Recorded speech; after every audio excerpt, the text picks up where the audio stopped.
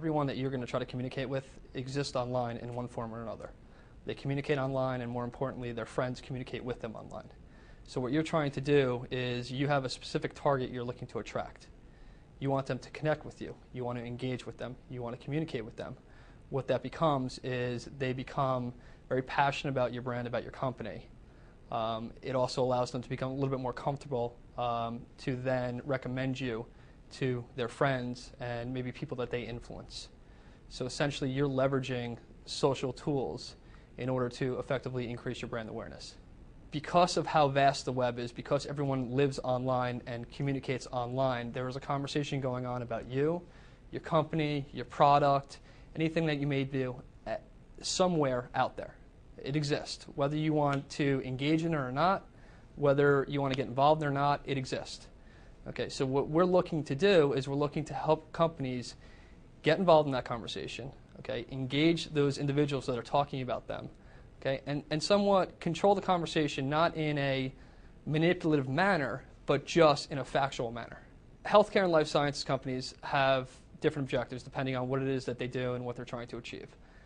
In the case of a company looking for, let's say, VC financing, may become public at some point, is really targeting the investor community. There are specific places that they're going to go to communicate their message across. Like I said before, just having a website alone is not enough.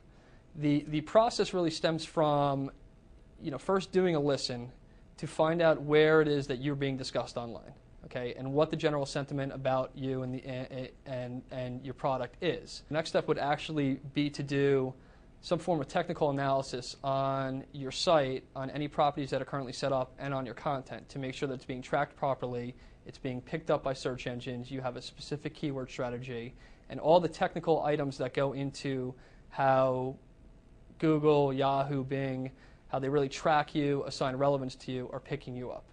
Okay. The next step is you're really going to develop your strategy of how you're going to communicate to this target audience, which in this case would be investors, whether it be retail investors, institutions, individuals, whomever it may be. And from there, as part of the next stage of the campaign or strategy, you're going to build your voice. Okay? Your voice is essentially your personality that's going to really be the communicative arm of the company to that target audience. So if you're going out to institutions, you're going to create your investor relations voice, okay, or persona. It's not a mouthpiece. It's just a targeted approach to make sure that you're not in a shotgun format just blasting content out all over the web, because it's not effective. You want to just make sure that the information you're disseminating is hitting the right people that are actually interested in the content that you're going to put out there. The three main principles or core components of a social media optimization strategy are listen, engage, inform. Okay. Without any of these components, okay, if you neglect one, if you neglect more than one, your social media optimization strategy will fail.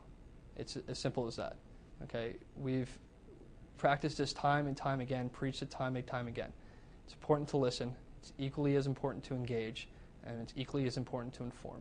And the differences and the distinction between the three are when you're listening for the conversations that exist out there about you.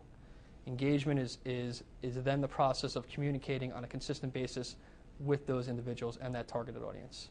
Okay. Informing is making sure that the information you're passing on is factual information. Okay. And it allows them to receive you as a credible source of information. It allows them to become a lot more comfortable. The more factual information you put out there, the more informed your stakeholder is going to become. And in addition, the more comfortable they're going to be passing your information on to their peers, which is ultimately what you're trying to achieve through social media's peer-to-peer conversation.